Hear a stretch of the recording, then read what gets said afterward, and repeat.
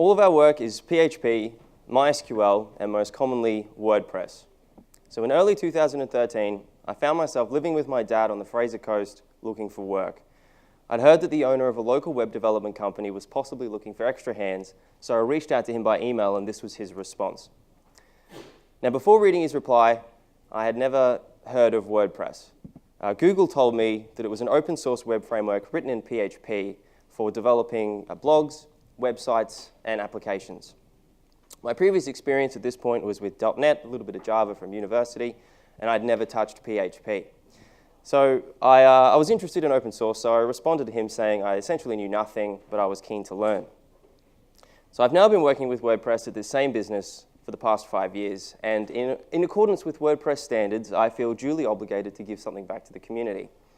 So I wanted to talk today about some of my experiences using WordPress for its latter purpose, application development. This is something that I feel isn't really talked about much in the community. So I figured I'd come here today and share some of our experiences, the problems we've encountered, and how we've solved them. And everything I want to talk about is going to be from my perspective as a predominantly client-facing back-end programmer. So I've been using WordPress to build applications. What are applications? A lot of the sites that run on WordPress are content-driven. Things like blogs, small company sites, websites with some dynamic content that people come to consume. These content-driven sites in WordPress tend to have custom functionality around them, implemented either within the theme directly or within a plugin or a number of plugins. So an application, by contrast, for this talk is something where the CMS functionality of WordPress is either not used at all or is just a small part of the site. The site is more driven by functionality rather than content, and it exists to complete a specific task in a specific way. So for example, a seafood business might need a way to manage their crazy Christmas sales period. So perhaps they want a website where customers can sign up, place an order ahead of Christmas detailing what they want and when they want to pick it up, and pay a deposit. This information might then be fed to the packers in the warehouse to pack each order on the day and send out an automated text message to customers when their order is ready to be picked up. When it's all over, the owners might want to pull a report to see sales data and compare this to last year. So with that in mind, you hopefully know that there are heaps of other PHP frameworks available. So from CodeIgniter and Laravel and Slim, and plenty more. So why would you pick WordPress? And also, why would you stick with WordPress for 5 years? Well, to be honest, this wasn't up to me. But that being said, we had our reasons. So even though some of our clients were actually pretty big, successful companies operating here in Sydney, all of them wanted simple, cost-effective solutions that could be extended over time if they were successful. And more often than not, the staff that had to use these applications were non-technical. I'm guessing if you're attending WordCamp, you probably know what you like about WordPress, but some of the key reasons we told our clients it was good is that it was popular, it was known, it was trusted, it had a good user-friendly admin interface, and a lot of our clients already had sites running with WordPress, so it provided nice consistency to either extend their existing sites or to build new applications in WordPress. Finally, it gave them almost full control over their site and its content once it was live. Now for us developers, we liked WordPress because it was free, it was flexible, and it's forgiving. It's easy enough to pick up, and you aren't really punished if you don't get things perfect. WordPress provides a lot of the basic building blocks you need to save you from the tedious foundational work. It can help with theming, routing, adding admin pages, data management, and more. It lets you focus on the bespoke aspects of building out the functionality. And you can also leverage existing plugins and themes to speed up development. It's also open source, it has a large community, it's actively supported, and it's constantly improving. It has fairly decent documentation, and there are heaps of tutorials and blogs and Stack Overflow questions out there to help you if you're in a bind. So despite what people might think, I believe the past 5 years has shown us that WordPress is definitely capable of competing in the application space. However, it's not all positive. WordPress is far from the perfect application framework, and a big problem with it is actually its flexibility, especially as things get more complex. So like PHP, WordPress will let you get away with things that it probably shouldn't. Its over-forgiving nature is great because it allows developers to execute their vision however they like. And this flexibility of WordPress really is one of its strong points. a lot of the people who use it aren't developers. They're probably closer to self-taught enthusiasts. In fact, one of the first WordCamps I was lucky to attend, which was in San Francisco a few years back, I was sitting in the audience waiting for the next presentation, and there was an employee from Automatic sitting next to me. And we started talking, and he asked me what my favorite thing about WordPress was. So I told him that I liked that it could allow you to build sort of fast and flexible bespoke web applications to solve real-world problems for both small and large businesses. And then he replied saying he liked it because it was a great platform for people to just easily pick it up and create a simple blog or a website without much fuss. So the WordPress community is fairly large and diverse. This flexibility is clearly a strength, but it also means you come across some pretty horrific things. On top of that, not knowing the ins and outs of WordPress can really bite you. We had a situation a couple of years back where we had to migrate data from an existing website over through to a new platform powered by WordPress, and we found that some of the posts were coming through with incomplete content. So after frantically reviewing my migration code numerous times and stepping through the processes over and over again with no luck, I eventually discovered that for security reasons, WordPress wouldn't allow specific content in a post unless you were logged in as an authorized user when creating it. Now this makes sense, but it certainly wasn't common knowledge to me or amongst my peers at the time. And my attempts to test this actually failed because when I did so, I was logged in with my administrator account. But the process that ran to do this was automated and did so without any user privileges set, hence the missing content. So over time, there are a lot of little traps like this that you might find yourself caught in, and we've been caught plenty of times. It's probably best I don't mention them all publicly here, but safe to say there's a bit of a special expression in our company that's often given in response to the question, well, how did that happen? And the answer is, because WordPress. So when working with WordPress, the correct approach isn't always obvious, even for simple things. It's both a mix of procedural and object-oriented code. It uses these hooks and filters all over the place, and it has a pretty unique structure compared to most other frameworks. The first real question I asked my new boss when first starting out was, where exactly do I put my code? And even he wasn't sure. So there are two places you might consider, within the theme or within a plugin. So really top level, your themes normally contain all of your views and your visual assets, your front-end logic. Plugins are normally self-contained and attempt to provide a specific feature or some kind of functionality. And the idea is you can switch them on and off at will, ideally without breaking the site. But what if you're building an application? So my first project was to create an online hub for finding garden tours around the world. A site where people could view and search for these tours, save them to their favorites, and even book for them. It involved a number of custom post types and taxonomies, user accounts with some metadata attached to them, and then a few custom pages to handle the specific functionality. So coming from uni, I believed that logic and visuals should remain separate. So it didn't make sense for me to have any application logic sitting inside the theme. But then on the other end of the spectrum, it didn't make sense to have any visual assets living inside a plugin. So theme or plugin, either option only felt about half right. And if I used them both, I kind of felt like I was splitting the code base. So at the end of the day, the client wants you to deliver a solution that works, and they have no need for the perfectly designed solution that you spend forever working on and then never actually deliver. So for this first project, I decided to go with both a mixture of theme and plugin. I've got a rough outline, well, you can't even see it there, which is wonderful, but that's the picture on the left. So I created a plugin to hold my application logic, and it tackled things like registering custom post types, handling form submission, and manipulating data. I also added in a few classes to help simplify recurring actions. I then built a custom theme to hold all of the templates and visual assets, which is the purple box down the bottom, which you can't see. There were also a bunch of other plugins we used just to help speed things up. So in this project, we used advanced custom fields just to help manage the post meta. And then to provide a better user experience, we used Theme My Login. So what about as things got more complex? Well, over the next year or so, we experimented with our larger projects. So the first major project we had to build a fairly large internal system to help manage a nationwide TV infrastructure change. So it involved a series of separate features, and we had multiple developers working from different time zones. So for this approach, we actually decided to try creating separate plugins with each handling some kind of major self-contained feature. And then as part of this, we also had a cool plugin set up to handle common functionality.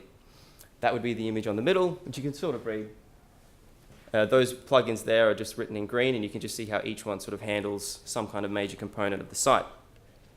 So the next major project following on from this, we had to do an overhaul of an existing subscription-based membership system, where we had to redo the entirety of the membership system but leave the front end intact. So for this time around, we kept that multiple plugin approach, but this time we opted to use MU plugins instead. So if you don't know, an MU plugin, MU stands for must use. These are essentially plugins that you don't get to switch on and off. They are always running. As part of this, we also introduced a consistent directory structure across each plugin. And then finally, that Christmas seafood example I gave earlier, for this application, we just had a single MU plugin that stored all of the application logic and then had all of our front-end templating and everything sitting inside a custom theme. So throughout all this, what did we learn? Well, without a consistent directory structure, every developer ends up having their own way of doing things. Finding and reading code, especially in a hurry, was very painful, and debugging hooks and filters could be an absolute nightmare, especially when things weren't grouped in a consistent or logical way, and everyone had their idea as to what consistent or logical meant. We also found that separate plugins for separate features for one application was a really bad way of breaking things down, because over time, all of the lines between these features began to blur and everything just kind of mixed together. We also found that we were duplicating a lot of common code across every project, and this felt kind of wasteful. And at one point, we actually had to rename our directories and our files to be in like an alphabetically significant order because they weren't being loaded in the correct order and PHP couldn't reference the right functions and methods and all that sort of stuff. But it wasn't all bad. So with each iteration, we learned from our mistakes and we started to get a feel for what we liked. We also started accumulating some useful assets, both code that we'd written and plugins that we liked working with and trusted. It's also worth pointing out that with all of these mistakes in mind, all of these projects were still delivered successfully, they were on time, they met the client's needs and their requirements. So after all this, we knew that we wanted to focus on consistency and reusability. We didn't want to redefine everything over and over again with each new project, and we wanted to introduce some kind of process that we could refine over time. So we came up with something that we called the System plugin, inspired by CodeIgniter. So it was essentially a collection of reusable and extendable assets that helped automate all of the common and tedious elements of application development in WordPress. It was essentially our own little framework for building apps inside of it. So for reusability, we kept it in a separate repository in Git, our version control software, and had it set up as a submodule for each project. It would then be installed as an MU plugin in WordPress, and we would build out the application logic in a separate MU plugin that would leverage those assets. And then finally, we typically create a theme, a custom theme, to hold all of our templates and our front-end stuff. So you can sort of see the breakdown there, and yeah. So transitioning to this process allowed us to enforce a consistent file structure across all of our applications. It encouraged the adoption of programming standards and patterns that we liked, such as object-oriented, or we followed a fairly rough MVC kind of style. And it also saved us from duplicating all of our common code, as all of that was now moved to one repository. So it was pretty good. Making things became much faster, and finding things was also much faster. And with each project, we could make small improvements to the System plugin, feed that back, and so things were a little bit easier next time. But the application space itself still allowed for some flexibility, and developers still had liberties to do things their own way. Additionally, as part of this, we created some templating assets that allowed us to easily place templates either in the theme, within the application space, or within the System plugin itself, depending. So if you were building out a front-end page, you'd put the assets for that in the theme. If you were perhaps building a custom WP admin page, you could put the assets in the application. And then if you wanted any kind of generic fallback templates or example templates, you could put them in the System plugin. So as always, there were problems. So one of the big problems that we knew was going to happen, but it still ended up biting us, and early on, was that making changes to this common infrastructure within the System plugin itself was costly. The best example of this was that due to time constraints, we weren't able to use Composer when we built the first version of the System plugin. And by the time we had the space to come back and add it in, we'd found that we'd used the System plugin in so many applications that refactoring all of those existing applications to now handle the new infrastructure was just too expensive, and we couldn't do it. We had to give it up. So moving forward, we had to very carefully consider both backwards compatibility and sideways compatibility. And eventually, there was divergence and multiple versions of the system plugin came to play. And I feel like one of the main reasons for this was that different developers had their own visions as to what the system plugin should do. So on the one hand, there's this idea that it should be as feature-rich as possible, where all you do in the application is define an array and some configuration values, and the entire application is built out automatically. And then in contrast to that, there's the idea that it should be as light and as lean as possible, where you can place it on any existing site and not suffer any performance penalties. So a good example of this was we had one application that took about 6 to 8 months to build, and throughout this time we're making incremental changes to the system plugin. When everything was finished and we had to merge these changes back, we actually found that we'd made so many changes it was no longer compatible with the previous version. So we had to fork an application-specific version, which was very disappointing.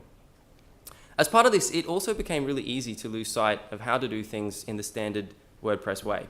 So even though we extended and wrapped around WordPress, we tried to keep our stuff as WordPressy as possible. All of our accumulated convenience functions and classes and assets made transitioning back to WordPress kind of painful and frustrating, and I found myself getting caught in a lot of the traps I get caught in when I first started out. Likewise, on the inverse end, if we had any contractors who had to come and work on our applications, they did find it difficult working within this space, as it wasn't quite the WordPress environment they were familiar with. But I do want to quickly point out here that when we came up with this, we weren't a bunch of software engineers working on our thesis. We were just 3 people in our early 20s with 3 different skill sets trying to solve a real-world problem with a real-world solution. So I've spent some time talking about structure, but I kind of also want to talk about the database as well. So coming to WordPress, I was used to fully normalized databases and found that WordPress works quite differently. All posts and all post types share a single table. All additional information is kept as metadata, and then taxonomies we use for relationships and categorization. So I can understand this approach because it does provide that great flexibility that WordPress is known for, but we did eventually run into problems building applications. So back in the beginning, the idea within the WordPress community was that the use of custom tables was bad. And I agreed. And I had a philosophy that you should always do things the WordPress way. I essentially felt that writing any kind of custom SQL should be avoided unless absolutely necessary. And to be honest, I thought this was the correct idea, and things were fine so long as our applications were small and straightforward. So that TV infrastructure project I mentioned earlier had many custom post types that were arranged in the hierarchy here. Now don't worry about trying to understand all of that exactly, that's just to exemplify the relationships between these objects. So originally, to avoid redundant data, we only represented relational connections on one of the objects. So by that I mean if you have a contact here down the bottom, we would only store its connection to the email campaign so it knows who its parent is. Now this connection was done either using metadata or post-to-post, but that's not that necessarily relevant. Now we felt this was the right decision because it helped reduce the amount of redundant data, but we found that this actually blew up in our face as things got more complicated, because all of a sudden we needed to create these pages that pulled a lot of more data, and we had to move up and down and around within this hierarchy multiple times on each page, either in a query or in the code. So as an example of this, if we're back on the contact, we want to quickly grab the region that's associated with that contact, we had to grab the email campaign, then we had to grab the action plan, and then we had to jump across to the region. So doing this 30 to 60 times on every page resulted in some performance problems. So for the following project, which was like an event ticketing site, we got around this by kind of biting the bullet and deciding to have redundant meta values on each object so that we could quickly traverse the hierarchy. So up the top, that's just an example of the same hierarchy, and then down the bottom is how we connected each of the objects individually, which I know anyone who does database design would cringe at the idea of that. But the advantage was, if we had, say, a sold ticket, we could very quickly check its booking, its invoice, the event it was associated with, or even the ticket that it was purchased from, without having to pull any additional information from the database. However, even this wasn't enough to save us. And as part of this project, administrators needed to pull real-time, top-level sales data from across events and even compare 2 events simultaneously. They also needed to pull complete spreadsheets of information for an event. So if we had to generate an export of all the tickets for an event, for example, we needed to include details not just from the ticket itself, but from the event, its booking, its invoice, etc. So despite what others may have thought at the time, or even now, we agreed internally that perhaps trying a custom table could be the answer. So we introduced a lookup table that essentially has stored those relationships from the previous slide in a specific table. So using this table, we were able to rapidly query all of the details for a set of objects in one go, making it possible to produce these spreadsheets without crashing the site. So over time, we found that as the complexity of data increases, the amount of data accumulated increases, or as complex querying or reporting requirements come into play, custom tables can be advantageous. So from lookup tables to full-blown custom tables where you store all of your post data in the one point, I do believe at this point in time that there is a place for these in complex web application development within WordPress. It might not be the accepted way, but the thoughtful use of them has allowed us to provide performant, working solutions for our clients, and we found that WordPress does handle them without much fuss. Just make sure you know what problem you're trying to solve. For us, it's typically performance, and do your best to get the data design correct from the beginning. So that's about it in terms of what I wanted to share about my story. I also have just some rapid fire pointers from about the past 5 years of things I just have picked up and things I would have loved to have learned when starting out. So I guess either if you want to take questions or I can just run through these, it's whatever, it's up to you guys. Yeah, I'll just run through them. Let's go. All right, so file and directory structure. I think this applies to anyone who does any kind of development. If you're going to be playing around with the structure of your files, I think no matter what you do, just try and keep it consistent. Even if you do it differently on each project, keep it consistent within each project. So I'd say try to make things as easy as possible for you to find things in a crisis. I still believe that keeping application logic and visuals separate is a good idea, and I'll move on. So for data and databases, whenever you're going to have to design anything that stores information, I genuinely believe that working out the data design is the most important thing when starting out. It's worth the time and effort to get it right. I recommend you take the time to identify what objects you're working with, what information you need to store. And I also think it's worth taking some time to consider any possible information you might want to store down the line 6 months afterwards that would have been good to have on board from launch. So I was watching Brendan's talk on GDPR yesterday, and obviously I think you should be mindful of what information you're storing. So don't think you have to store everything, but I think there are plenty of things that the client doesn't think of that they would definitely benefit from collecting from launch. So an example for this would be if you have some sort of manual approval process that has to take place for like a job posted to a jobs board, it's a good idea to just store the time and the date that that job was approved. Even if the client hasn't asked for it, they one day might want to pull a report of this sort of information, and it's so useful having it all in there from the beginning. If you're going to use custom tables, like I said, just make sure you have a specific reason that justifies the extra time and effort put into it. And make sure it's easy for any other developer on the project to quickly create these tables and drop these tables on their environments, either with a setup function or with an SQL file. If you're going to write custom SQL, I still believe you should avoid it unless you absolutely need to. So make sure you have a specific reason, something like performance, or if you're interacting with a custom table. I think a good reason for this is that it's a lot easier for another developer who's familiar with WordPress to come along and see your use of WP Query and manage that than having to manage your crazy custom SQL. WP Query these days can handle a lot of the tasks you'll need it to do, and it's good to get in the habit of checking the codex every time before you blindly decide to use custom SQL, because it's a lot better than what it was when I first started out. So with your coding and standards, I think WordPress has their own standards if you're not aware. I've got a link to them at the end of this thing. I'd suggest you check them out. But I also encourage you to extend them and find your own standards beyond that. And I think when you're writing code, you should let legibility shape the structure. So I think it's a good idea to keep it consistent and concise and really make it as easy as possible to read in a crisis. And I also think the use of comments, especially PHP doc comments, are highly underrated, and I would highly encourage you to use them. I think if you're a developer, or especially when you're first starting out, everyone kind of wants to rebuild everything their own way from the ground up. But the strength of WordPress really is in leveraging what it provides you to build whatever it is, if it's a plugin or an application. So you've got custom post types and users and taxonomies. I won't go into all the details, but essentially everything you need is kind of already there. So it's a good idea to take what exists, maybe tweak it if you need to, but keep things within the WordPress space. So the aim really is to try and spend your time focusing on the bespoke features of the application. I think you should leverage WordPress, and as part of that, you should leverage the community. So come up with your own list of trusted plugins, obviously not using hundreds, but have a nice short list.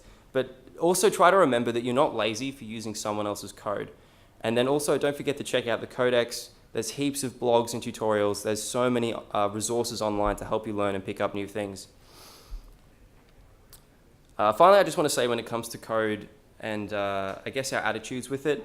I'm not the biggest fan of the code is poetry remark, but I actually think it's true in the sense that everyone writes it differently. And I don't think anyone intends to write bad code. And if people could be perfect, I think they would be. So I think it's always good just to be mindful of that. It's very easy to see everyone else's work but your own as inferior, even your own if you forgot you wrote it. So just be mindful of that. When you're working with clients, I just quickly want to say that I genuinely believe that maintaining a good working relationship with your client is actually the most important thing. And I think you should focus on what the client needs, not on what you want to do. And remember that clients really don't care about a technically impressive solution. As long as it's functional, it does what it's supposed to do, it's not like it performs well and it looks kind of nice. I think when you're communicating with people, above all, be honest. People really appreciate it. I think it's good to learn to push back against scope creep, to speak up about concerns, especially early on. Tell clients when things aren't possible or if it's too hard and beyond your skill level, and especially tell them when you've made mistakes or if something's blown up. Clients appreciate regular communication, so try not to give them a reason to reach out to you first for an update. When you're working on projects with clients, I think you need to learn to accept that they're never going to know exactly what they want when they first come to you, and it is part of your job to help them through that process. Having said that, no amount of scoping or planning or anything is ever going to save you from the nasty surprises that creep in mid-development. And finally, I'd say don't ever expect the client or trust the client to test anything you build, because they really don't know what they're doing, and that's fine, that's not their job. Keep in mind that whenever you're doing estimates and scheduling, that things always take longer than you think. When I was at university, I was told that when you come up with an estimate, you should double it again, and then add half. And I laughed when I first heard that, but I actually think it is true. And also remember, as part of this actually, that a working day very rarely contains a full set of productive hours. There are always distractions. You slow down in the afternoon, you're human. Don't try and think that you're a machine. Finally, just with working with clients, this is probably more for back-end interfaces.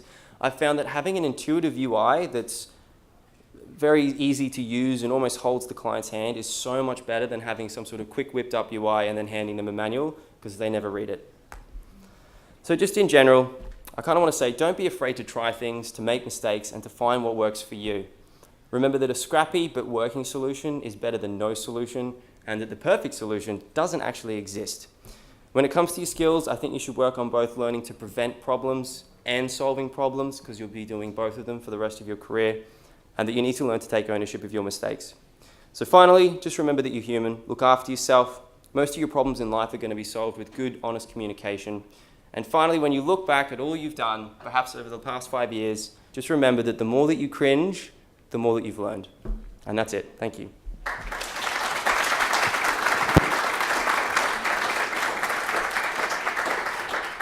All right, time for questions. Raise your hand. Okay, one up here.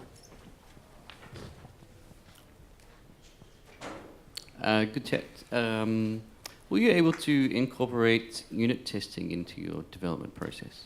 No, unfortunately, that's something I really would have liked to get in. One of the major restrictions we've sort of had is a lot of the clients we work for, we're building an MVP style, like minimum viable product solution. And so, to be brutally honest, a lot of the times they don't want to have that factored into the budget. And then I don't like that, and I wish we could change that. But as much as I try and push for it, it never seems to happen. And typically what ends up happening is we hand over to the client, we have a testing phase, and that's exactly why I say don't trust them to test. You've got to test it yourself, because they just don't know. And they don't care. If they test something and they say it's good and then it breaks and they come back and you say, well, I told you to, they don't care. That's like, well, you should have built it right from the first place. So I really wish we had unit testing. That's not something we've done. That's something we want to do. I keep pushing for it, and I know other people within the company want to push for it. But at the moment, no. Yeah.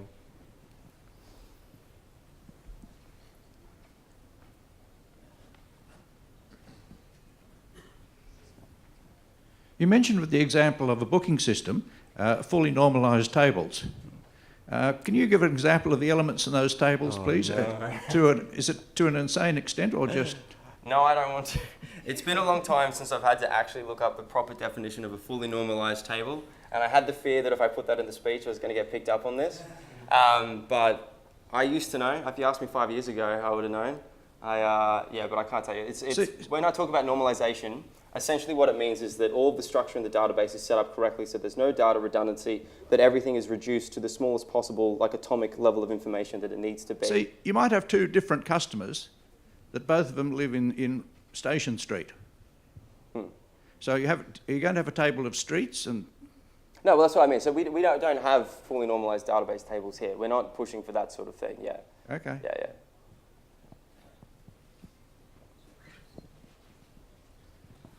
Yes, you have described the WordPress environment as probably not the most suitable for application development, but how would you rate the combination of actually PHP, which is not really a heavy relational database language to actually develop applications? How would you rate the balance between UI, which of course PHP will do combined with WordPress, versus the difficulties that you had in database design and data querying storage? So like the trade-off between... Yeah, between those two. Yeah, so I think that's probably one of the reasons why we ended up, well, again, it wasn't my decision, but why we've stuck with WordPress, because it does, like it's, I guess, WordPress is set up in such a way that it'll do almost everything you need to do good enough. And then the advantages of WordPress and PHP allow you to build out a lot of other aspects of the application really quickly. So like I, for one, like I came from a .NET background briefly. And so I understand that when you start a new application, you spend so much time setting up the database, setting up data access and all that sort of stuff. And coming to WordPress, it's like, it's almost all automatically handled. And then the way metadata works, you don't have to worry about table structure and updating table structure and, oh, they want to add a new field, now we have to redesign the database. So like, I think the great thing about WordPress with our clients and the situations we've found ourselves in is that the trade-off has been good. So you run into these problems with the database as things get much more complex. And we definitely do run into it, and we even have existing applications that we kind of need to shift into using more custom tables because they just cannot handle the load. But even that being the case, the trade-off is still positive, in my opinion.